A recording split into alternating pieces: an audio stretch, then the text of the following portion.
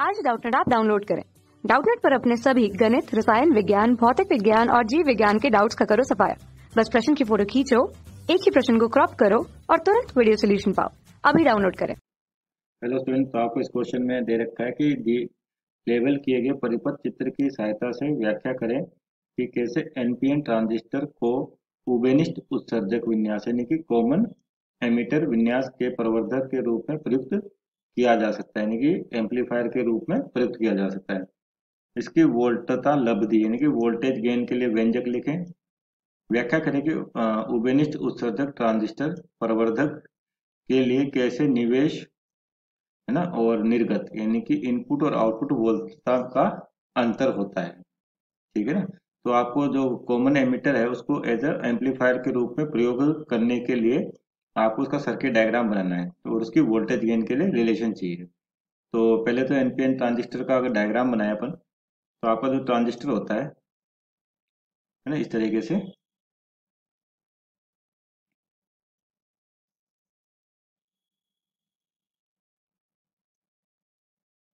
जहां पर एमीटर के आपके पास कॉमन टर्म है यहाँ पर, है ना।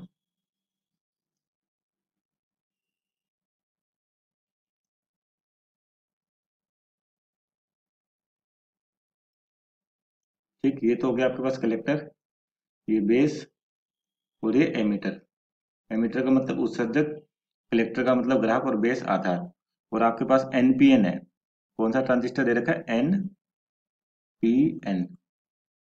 यानी कि जो धारा होगी आपके पास पी से एन की ओर बहती है, तो आपका ये अगर एन है, आधार पी है और एन है, तो आपके पास आई ई आपको इस दिशा में दिखाई देगा, है ना। और आई सी आपको इस दिशा में, और आई बी इस दिशा में। ठीक है, किसका, किरचॉफ के करंट के नियम का पालन करते हुए, क्योंकि आपका जो आई ई होता है वो किसके बराबर होता है, आई सी प्लस आई बी। और आई बी का मान बहुत ही कम होता है, नगण्य, है ना। तो जनरल लगभग लगभग आपका आई सी होता है वो लगभग लगभग आई ई के बराबर होता है। ठीक है ना, लगभग, पूरा तो नहीं, क्योंकि कुछ ना कुछ करंट बेस में जाता है। तो इस सर्किट डायग्राम को कंप्लीट कर लेते हैं आपके पास। ठीक है, उसके बाद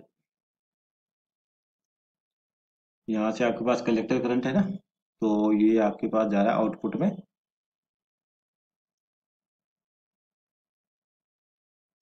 ठीक है, इस क्वांटिटी को थोड़ा साइड में लिख देते हैं,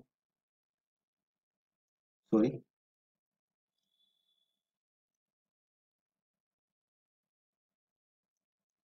और आपके पास ये सर्किट डायग्राम, इस तरीके से इसका सर्किट डायग्राम होता है ना। ठीक है, और यहाँ पर आपके पास रजिस्टर यानी कि लोड रजिस्टर, जिसके अक्रॉस आपको क्या मिलता है, आउटपुट मिलता है। ठीक है, और आपके पास एमीटर कॉमन है, तो यहाँ पर जो वोल्टेज होती है आपके पास उसको बोलते हैं वीसीई ना, कलेक्टर एमीटर वोल्टेज। ठीक, और यहाँ पर आपके पास इनपुट सिग्नल और इसकी बायसिंग के लिए वोल्टेज, वोल्ट मीटर। तो ये हो गया आपके पास, पी साइड है तो पॉजिटिव से कनेक्ट होना चाहिए, तो इस तरह से आपके पास ये हो गया वी बी बी, इसको बोलते हैं बेस वोल्टेज।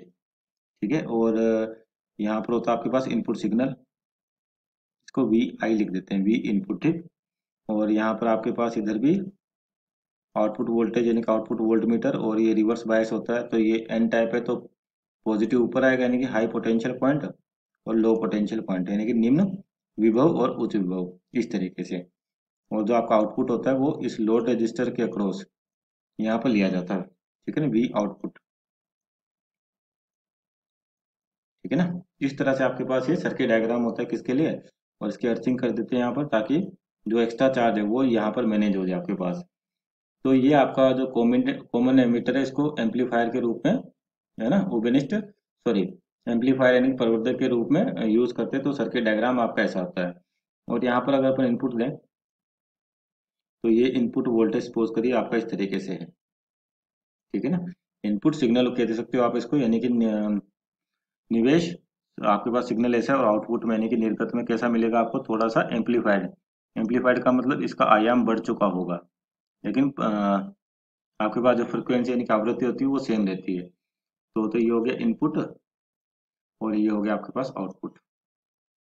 ठीक है, तो ये सर्किट डायग्राम में आपको बताना कि किस तरीके से प्रवर्धक के रूप में काम किया जाता है लेवल डायग्राम से। ठीक, और उसके बाद इसमें वोल्टेज गेन यानी कि वोल्टता लब्धि के लिए व्यंजक लिखें। ठीक है, यानी कि वोल्टता लब्धि।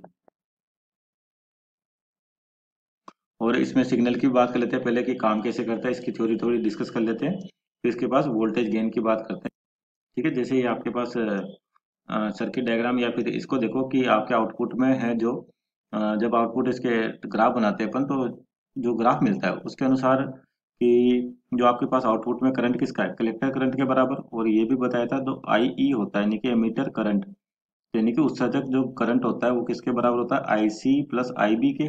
और आईबी का मान नगण्य होता है तो आपका आईसी और आईई दोनों लगभग लगभग बराबर होते हैं, है ना। तो अब आप देखोगे जो इनपुट में आपके पास जो धारा है वो बहुत ही कम है आपके पास, लेकिन जब आउटपुट में धारा देख रहे हो आप यानी कि सिग्नल का आउटपुट वो काफी ज्यादा है। तो इसका मतलब क्या हो, जो सिग्नल इनपुट में था उसका कोई ना कोई आयाम होगा, लेकिन इस ट्रांजिस्टर की हेल्प से क्या होता है उसका आयाम आपका बढ़ जाता है, क्योंकि ये जो कलेक्टर करंट है इसकी वैल्यू ज्यादा होगी। तो इसी के कारण क्या करते हैं अपन इसको प्रवर्धक यानी कि एम्पलीफायर के रूप में प्रयुक्त करते हैं, क्योंकि एम्पलीफायर क्या करता है, सिग्नल का आयाम यानी कि एम्पलीट्यूड बढ़ा देता है। ठीक है ना, वो इस कारण से अगर करंट बढ़ेगा आपके पास तो जो आउटपुट में वोल्टेज मिल रहा है, यानी कि ये भी सिग्नल एक तरह से जो आपके सिग्नल्स होते हैं उसको करंट और वोल्टेज के रूप में भेजा जाता है। तो आउटपुट में भी आपके पास क्या होता है कि जब आई की वैल्यू ज्यादा है तो वी नोट यानी कि आउटपुट में जो वोल्ट होता है इसका मान भी ज्यादा होगा। ठीक है, इस रिलेशन से आप देख सकते हो, यहाँ से इस कंडीशन से भी देख सकते हो। ठीक है, इसलिए इसको किसके लिए उपयोग किया जाता है, प्रवर्धक यानी कि एम्पलीफायर के लिए। ठीक है, अब इसमें वोल्टेज गेन निकालना है आपको कि वोल्टता लब्धि कितनी होती है। वोल्टता यानी कि जो आपको वोल्टेज में अधिक मात्रा मिल रही है वो कितनी होती है, जिसको बोलते हो वोल्टता लब्धि। ठीक है ना, इसका जो व्यंजक यानी कि फॉर्मूला होता है वो क्या होता है आपके पास, ये होता है आपके पास इसको लिखते हैं अपन ए बी से। ठीक, तो ये होता है कि V output upon V input.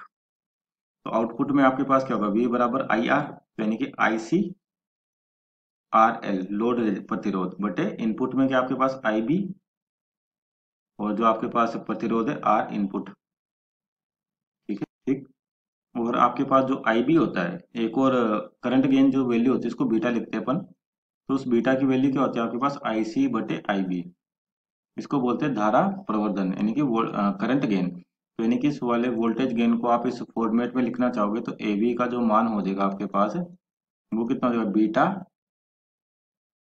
R L बटे आर आई। तो ये वोल्टता लब्धि के लिए एम्पलीफायर में से आपके पास क्या मिलता है, जो व्यंजक लिख रखा है वो तो व्यंजक आपके पास इस तरीके से है। ठीक है ना, तो ये हो गया आपके पास वोल्टता लब्धि।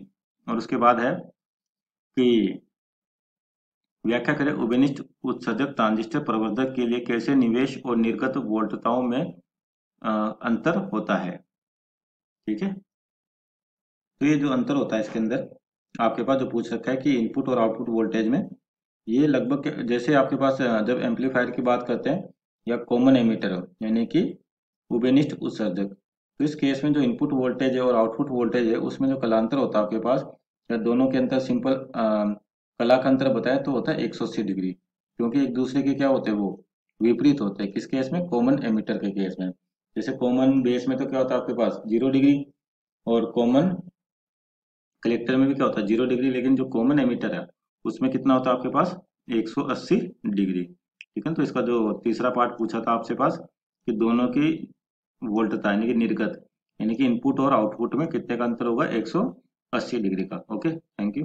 कक्षा 6 से 12वीं से लेकर नीट, IIT, JEE वो एडवांस के लेवल तक 1 करोड़ से ज्यादा छात्रों का भरोसा। आज ही डाउनलोड करें डाउटनेट ऐप या व्हाट्सएप करें अपने सारे डाउट्स 8400 400 400 पर।